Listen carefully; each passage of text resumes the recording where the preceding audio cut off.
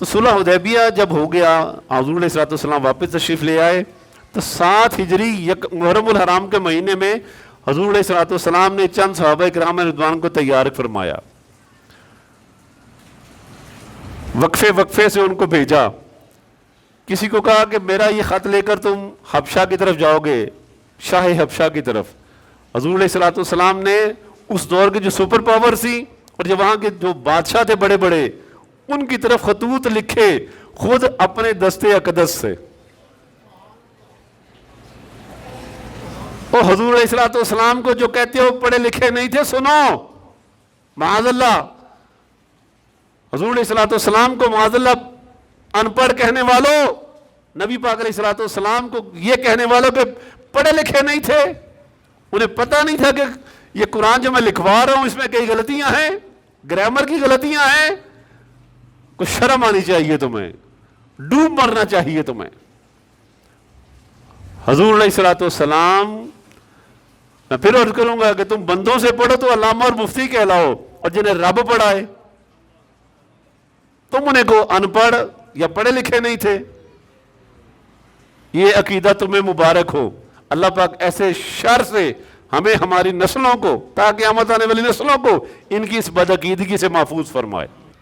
حضور علیہ الصلوۃ والسلام نے اپنے دستے اقدس سے، خود اپنے دستے اقدس سے خطوط لکھے شاہ حبشہ کی طرف، کیسر روم کی طرف،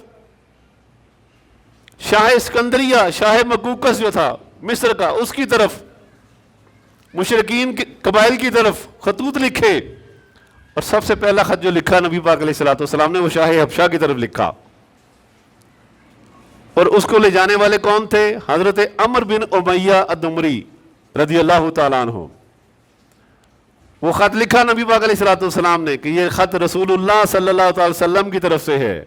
لکھا کس نے؟ لکھا کس نے؟ یہ باتیں یاد رکھ لیں. آپ کے سامنے اگر کہے نا کہ وہ پڑھے لکھے نہیں تھے، امی کا مطلب یہ ہوتا ہے معاذ اللہ، تو آپ بتا دینا ان کو، یہ دلائل دو کہ رسول پاک علیہ الصلوۃ والسلام نے تو شاہان عالم کو خطوط لکھے اپنے دستے اقدس سے، خود خط لکھے نبی پاک علیہ الصلوۃ والسلام نے. تو اگر وہ کہے کہ یہ جو جب وحی نازل ہوتی تھی تو رسول پاک علیہ الصلوۃ والسلام صحابہ کرام کو کیوں فرماتے تھے کہ تم یہ وحی لکھ دو، تم یہ وحی لکھ دو؟ یہ تو رسول اللہ صلی اللہ علیہ وسلم کی کرم کی خیرات نصیب ہو رہی تھی صحابہ کرام رضوان کو، کہ انہیں بھی سعادت مل جائے کہ قیامت تک کے آنے والے لوگ جب پڑھے نا قرآن مجید کو تو انہیں یہ پتہ چلے کہ رسول اللہ کے کس کس غلام نے اس وحی کو لکھنے میں حصہ لیا تھا، جن میں حضرت امیر معاویہ رضی اللہ تعالیٰ عنہ کا نام بھی شامل ہے. یہ تو ان کی خوشبختی، انہیں نگاہ کرم کی خیرات عطا فرمائی نبی پاک علیہ الصلوۃ والسلام نے. تو حضور علیہ الصلوۃ والسلام نے پہلا خط جو اپنے دستے اقدس سے لکھا وہ شاہ حبشہ کی طرف لکھا. حبشہ کا جو بادشاہ ہوتا اسے نجاشی کہا جاتا تھا، روم کا جو بادشاہ ہوتا اسے کیسر کہا جاتا، ایران کا جو بادشاہ ہوتا اسے کسرا کہا جاتا تھا، اور جو مصر کا بادشاہ ہوتا اسے فرعون کہا جاتا. اس طرح ان کے لقب ہوتے. تو حبشہ کی طرف جو بادشاہ تھا، حبشہ کا بادشاہ وہ نجاشی تھا.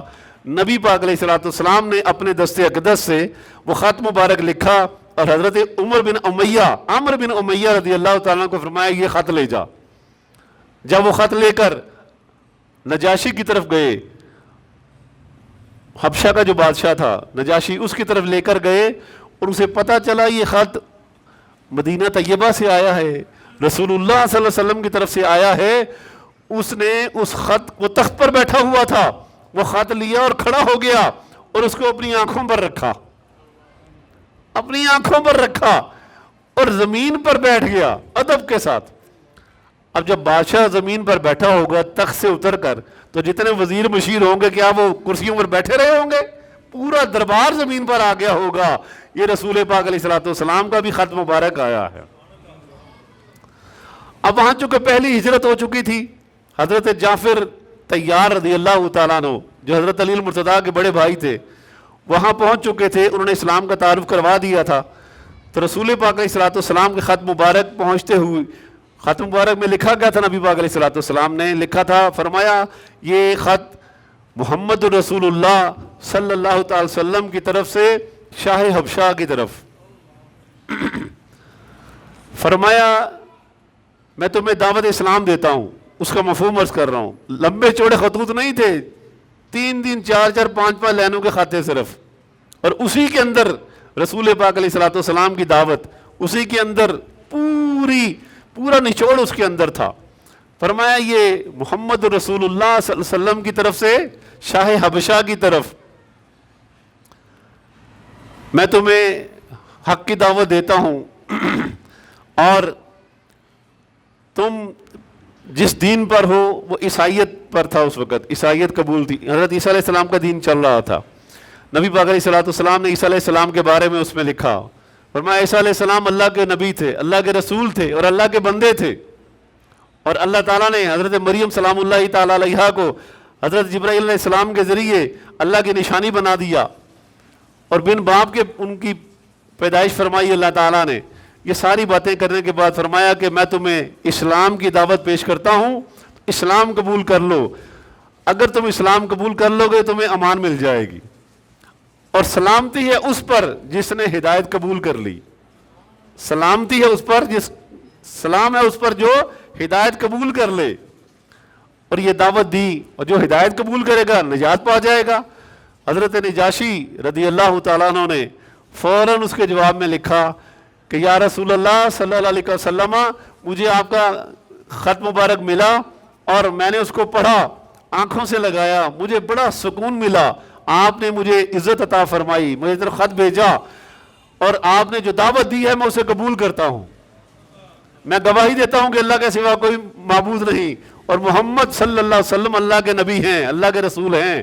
انہوں نے گواہی دی اور ساتھ میں لکھا کہ جی تو چاہتا ہے کہ میں خود حاضر ہو جاؤں، لیکن فی الحال اگر اپنا بیٹا اور کچھ تحائف اور ہدیے آپ کی نظر کر رہا ہوں۔ یہ اس کی اور بھی بڑی تفصیلات ہیں، لیکن ایک خط کی بات کر کے چونکہ ہمارا وقت ختم ہونے والا ہے، دوسرا خط بھیجا نبی پاک علیہ الصلوۃ والسلام نے کیسر روم کی طرف، جو سپر پاور تھی اس وقت کی، روم۔ کیسر کسے کہتے تھے؟ روم کے بادشاہ کو، اس کا اصل نام تھا ہیرکل۔ ہیرکل کی طرف بھیجا نبی پاک علیہ الصلوۃ والسلام نے حضرت داہیہ کلبی رضی اللہ تعالیٰ عنہ کو، اور حضرت داہیہ کلبی رضی اللہ تعالیٰ عنہ وہ صحابی ہیں کہ اللہ نے وہ شان عطا فرمائی تھی کہ جب جبرائیل علیہ السلام اکثر وہی لے کر تشریف لاتے تو حضرت داہیہ کلبی کی صورت میں تشریف لایا کرتے تھے۔ یہ وہ صحابی تھے رضی اللہ تعالیٰ عنہ۔ یہ پہنچے کیسر روم کے پاس، نبی پاک علیہ الصلوۃ والسلام نے فرمایا کہ تو سیدھا کیسر کی طرف نہ جانا، بلکہ پہلے بصرہ جانا، اور بصرہ کا جو گورنر ہے، وہاں کا جو حاکم ہے، اس سے ملنا اور اسے بتانا کہ میں یہ خط لے کر آیا ہوں کیسر کے لیے۔